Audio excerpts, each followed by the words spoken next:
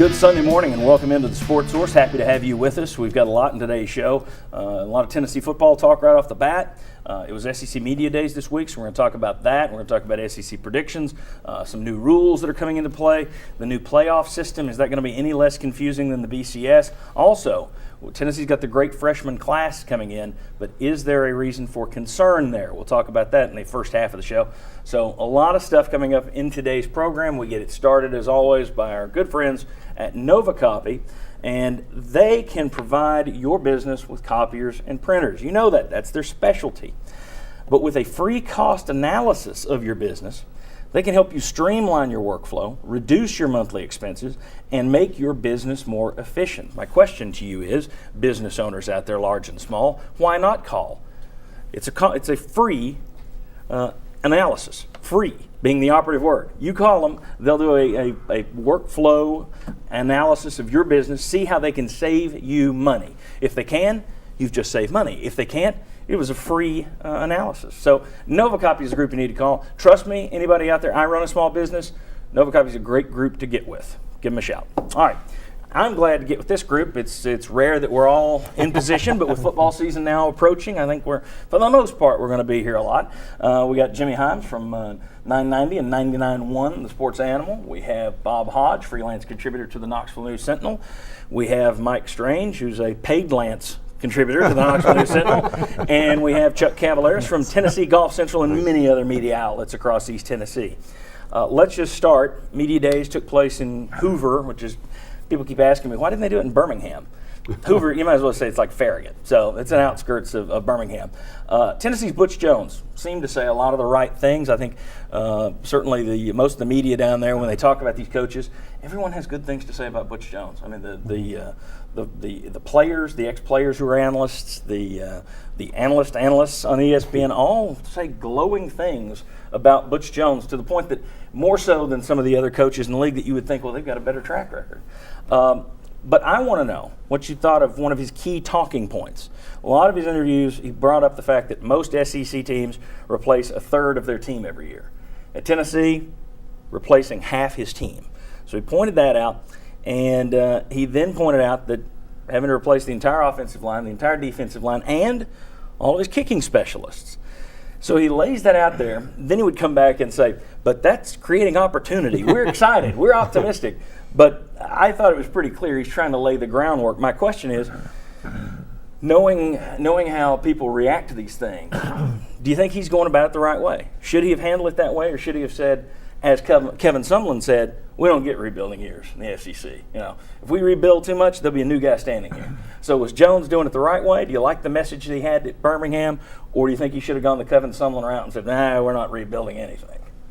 Well, you need to put it out there because it's true, and nobody else is doing that. I mean, to me, it's practically unheard of to have that type of situation in any program. I don't care if you're playing middle school, high school, whatever it is. Plus, it's compounded in the SEC, yes, which has so many good linemen and does year after year after year. So, yeah, it's a right message. I will go back to the Coach Fulmer era when the claw fence was being installed. The media weren't getting to see it, but every day they were talking about how great it is. This is fantastic. Players love it. Coaches love it. It fell on its face, and everybody's going, but wait a second. You said this was going to be fantastic. I think because he's going about practice, you couldn't see it. Yeah, I think he's going about it exactly the right way. I think he needs to be honest with people, and honestly, this is going to be an inexperienced team that could struggle.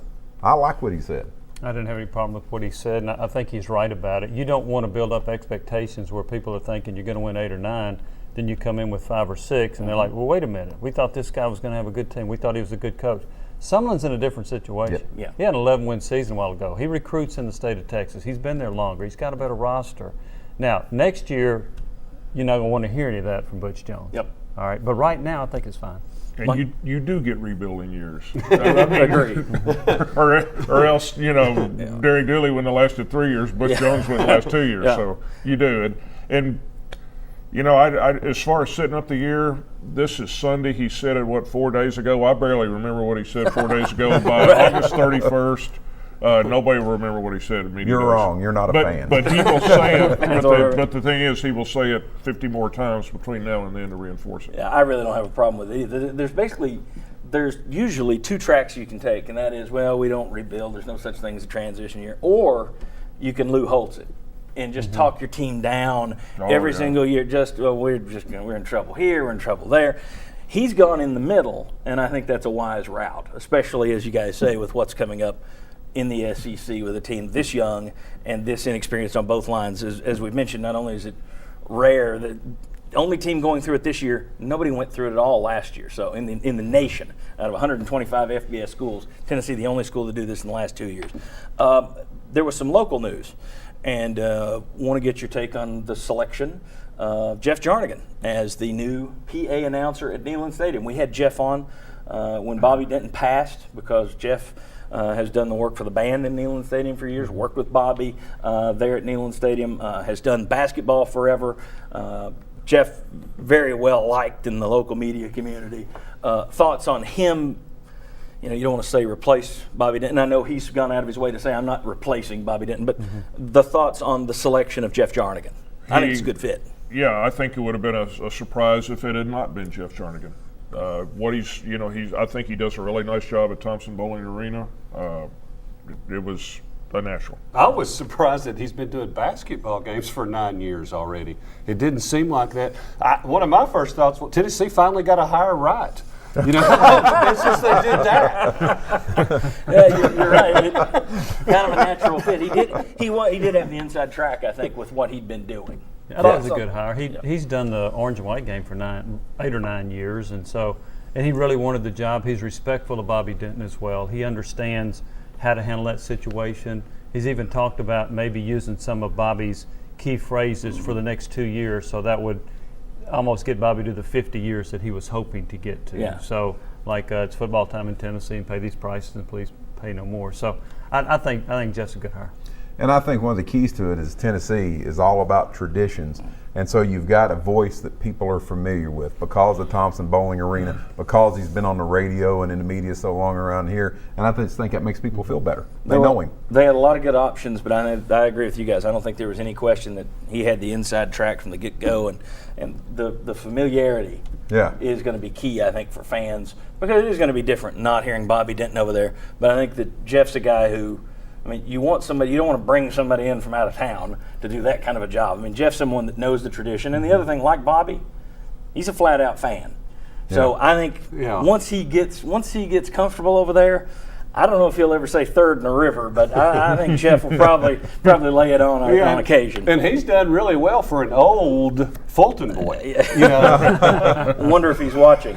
Here come the texts. All right, when we come back, the SEC has blocked the hoops transfer of Eric McKnight. We'll discuss that situation when we come back on the Sports Source.